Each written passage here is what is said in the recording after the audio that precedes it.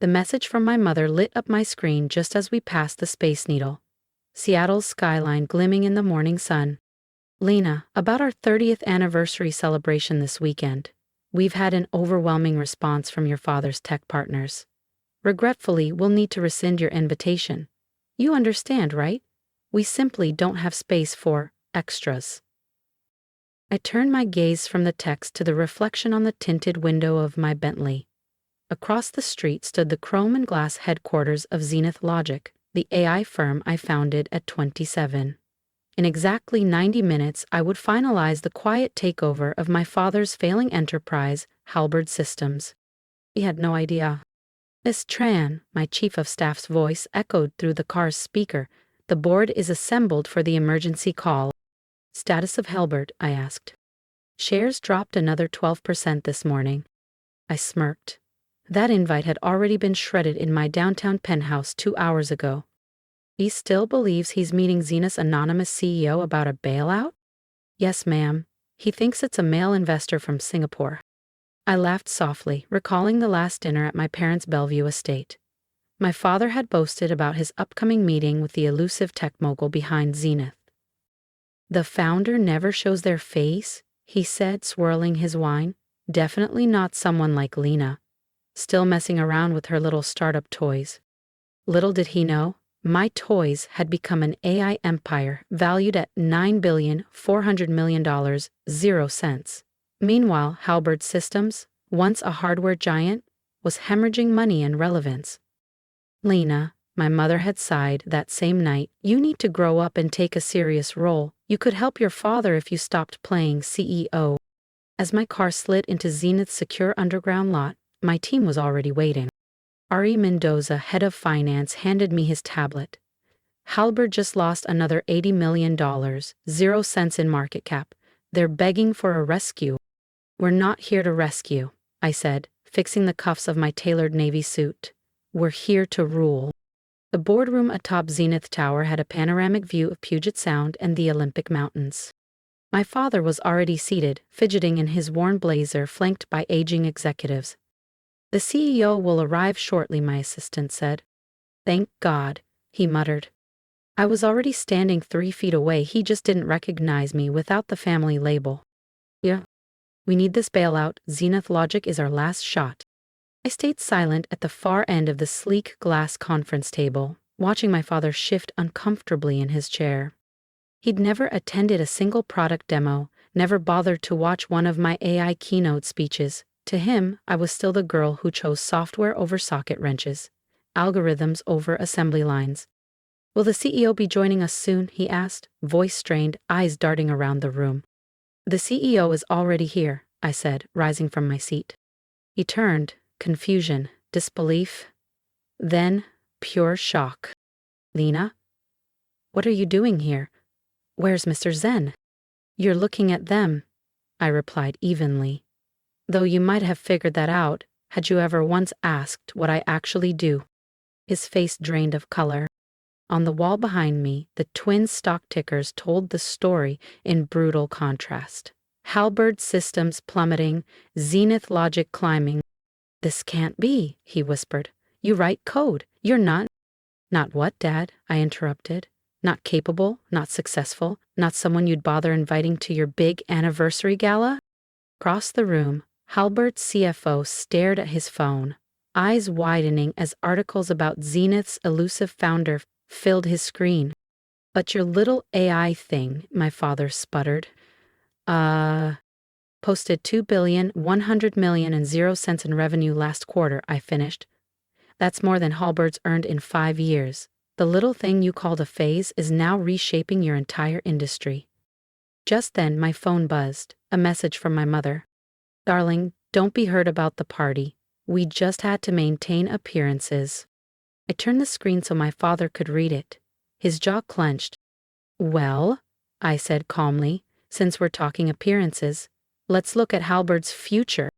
The giant display lit up with projections, profit margins, and a very red trend line. As you can see, I continued, Halberd has bled market share every year since 2012. Refusing to innovate doesn't make you loyal, it makes you obsolete. Line, we've been building hardware for 4 decades. my father protested weakly. In a world that's moved on, I said, pulling up another chart. While you were clinging to the past, we were redesigning it. The room fell silent. Because sometimes the uninvited daughter is the one who rewrites the guest list. The very AI systems he mocked at family dinners were now the backbone of his company's future, if it had one. My phone buzzed again, another message from my mother. Your father's business partners are thrilled about the party. The governor will be in attendance. Surely you understand the need for selectivity. I tapped the screen and projected the message onto the boardroom display. Around the table, Halberd's executives shifted uncomfortably as they read it. Perfect timing, I said smoothly. Would that be Governor Richards, the one who just greenlit Zenith's $200 million 0-cent smart tech hub last week? My father's face lost all remaining color. You? Know the governor? Know him? I'm his top donor, I replied. I've also delivered the keynote at his last 3 fundraisers. Not that you'd know. Family invites weren't exactly going both ways. Ari stepped forward, folder in hand. Miss Tren, the acquisition documents are finalized. Ready when you are. My father's voice cracked. Acquisition? Zenith Logic has been buying Halberd shares quietly through various shell corps for over a year, I explained, eyes never leaving his. As of this morning, we control 48%. Today's vote is to offer terms for the rest. Across the room, executives scrolled through headlines now exploding across financial news feeds. Zenith moves to acquire Halberd Systems. My father's hands trembled as he opened his own stock app. The price, it's rising, he whispered. I nodded. The market rewards good leadership. Which brings me to staffing. I turned to the stunned execs. Those wishing to remain will need to re-interview for their positions. We don't tolerate legacy favoritism here. My father bolted upright, red creeping into his cheeks. Now just a minute, young lady. You lady? I cut in sharp and cold. It's Miss Tran. Or CEO Tran. This isn't Thanksgiving, it's a boardroom. Another notification blinked on the display. My mother again. We've finalized the guest list. 300 elite attendees. The Grand Plaza will be the event of the season. I smiled faintly. About the Grand Plaza? I tapped on a document. Nova closed on that property last month. Renovations start today. Right on cue, my phone rang. I answered and pressed speaker. Miss Tran, we've arrived at the ballroom. Shall we begin? If you're just as curious as my father is about what happens next, hit subscribe and join me for the moment he realizes the ballroom isn't his anymore. Miss Tran, the hotel manager's voice echoed through the speakerphone. Construction crews have arrived on site as scheduled. Shall we begin renovations? Proceed, I replied smoothly. I believe there was an event planned for Saturday. Please ensure full refunds are issued and all guests are notified of the cancellation. From across the boardroom, my father leapt to his feet. You can't do this. The governor, the city's top CEOs, Seattle's elite will all be there.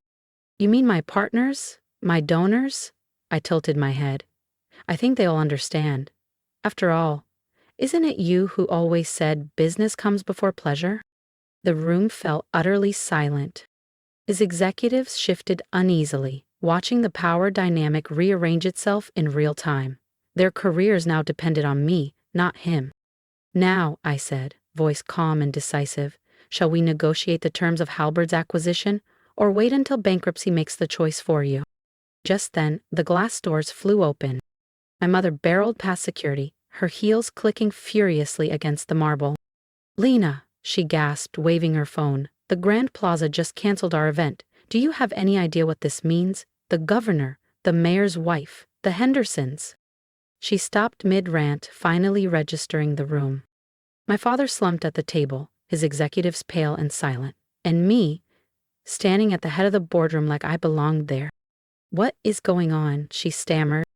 This, mother, I said, is a board meeting where your uninvited daughter is acquiring dad's company. Please, have a seat. My assistant appeared instantly with a chair. My mother sank into it, clutching her pearls like they might save her. As I was saying, I resumed, Zenith Logic is prepared to offer a generous valuation for the remaining shares. I named a figure. Audible gasps followed. That's more than fair, one board member mumbled. My father could barely hold his water glass. But, what situation? My mother cut in. What is she talking about? He couldn't meet her eyes. The company. It hasn't been doing well for years. I projected the most recent reports. 3 months from bankruptcy, the only thing keeping your stock afloat is us. Bankruptcy? My mother shrieked. But the country club membership, the anniversary party, your reputation, your entire sense of status, I said softly, built on a crumbling foundation, just like your assumptions about my career. My phone buzzed again, this time with breaking news alerts. Zenith Logic to acquire Halberd Systems. AI powerhouse enters legacy manufacturing market. Lena Tran, from family outcast to industry force. Your jet is prepped, Miss Tran, my assistant announced from the doorway. Tokyo board is expecting you for the merger briefing. Jet? My mother echoed faintly. Yes, mother, that little project you called a phase. It pays for quite a few toys. I turned to my father's stunned executive team. For those interested in staying post-acquisition, Zenith offers world-class benefits, competitive salaries, equity packages, premium healthcare, and for certain roles, access to our corporate fleet. Suddenly, they were all sitting straighter. My father looked around the room as if realizing he no longer recognized the people who once answered only to him. The contracts, I said. Ari began distributing thick envelopes around the table. Standard acquisition agreement, I continued. We'll keep the Halberd name for legacy's sake. Fitting, isn't it? The daughter you thought was irrelevant is now the only one holding the lifeline. Lena, my mother started, her voice suddenly softer, calculated. Darling. About the anniversary party. Perhaps we can reschedule, I offered. She perked up. Of course. After the hotel renovations. Shouldn't take more than 6 months. I paused, then added with a hint of irony, the new Zenith Logic Innovation Center should be open by then. Might even make a fine venue, if you're invited. We'll need space for important guests, after all. The low hum of jet engines grew louder. Everyone turned toward the glass wall, watching the sleek Zenith-branded jet touch down on the private airstrip visible in the distance. My father leaned forward. Is that our corporate fleet? I confirmed. Though you might have known that if you'd ever asked what I do. The room shifted. Executives were now openly Googling me, some already updating their LinkedIn profiles, clearly hoping to survive the impending restructuring. You have 1 hour to sign, I said, gathering my documents and tablet. After that, the offer expires, and we'll let bankruptcy handle the rest. We'll acquire the assets for pennies. My mother blinked rapidly. And the anniversary party, I gave a cool smile, is the least of your concerns right now. I glanced at my phone. Though, interestingly, most of your guests have already RSVP'd to Zenith's annual charity gala next month. Amazing how fast people update their calendars when the guest list changes. I stood, buttoned my jacket, and turned to leave. Dad. I paused. Remember when you told me I'd never understand real business?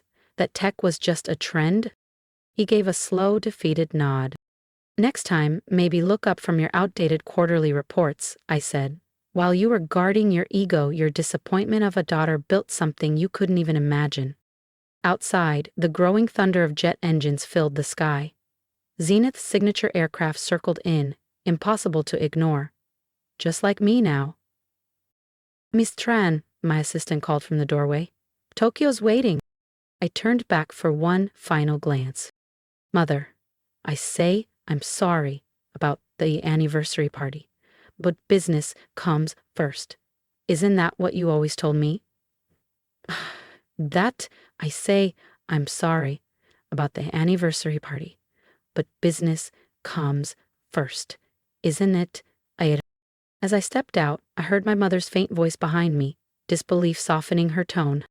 Little this time, while we were uninviting her, she was buying us out. My father finished, voice heavy with understanding. The elevator ride to the rooftop helipad was quiet. My helicopter awaited, blades already spinning. From there, it would be a short flight to the private airstrip where my jet was prepped for Tokyo.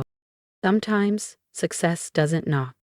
It flies in unannounced, carrying acquisition papers, restructured power, and a lifetime's worth of clarity. They had uninvited me from their anniversary celebration. I had canceled it by buying the venue. Because sometimes, the best response to rejection isn't anger or revenge. It's triumph so undeniable it turns rejection into irrelevance. As the helicopter lifted off, I saw them one last time. Small figures behind glass, staring at the future they never saw coming. They wanted space for important guests. They just never imagined their daughter would become the most important one of all. They had uninvited me from a party. So I invited them to witness something better, what success truly looks like. And as my jet ascended into the clouds, bound for Tokyo, I left behind a family finally realizing the power of the daughter they once dismissed. I couldn't help but smile, because sometimes the uninvited guest doesn't crash the party. She buys the venue and rewrites the guest list. That's not revenge, that's strategy, that's business.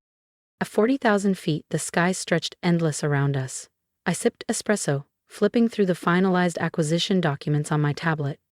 Then my phone buzzed. One last message from my father. Lena, I just signed the papers. You outmaneuvered me completely. I spent years trying to teach you business, but you mastered in ways I never understood. Your mother's still in shock. Governor Richards just called to congratulate us on joining your empire. He sounded impressed. I think I finally understand what success really is. I typed back slowly. Success isn't about being invited, Dad.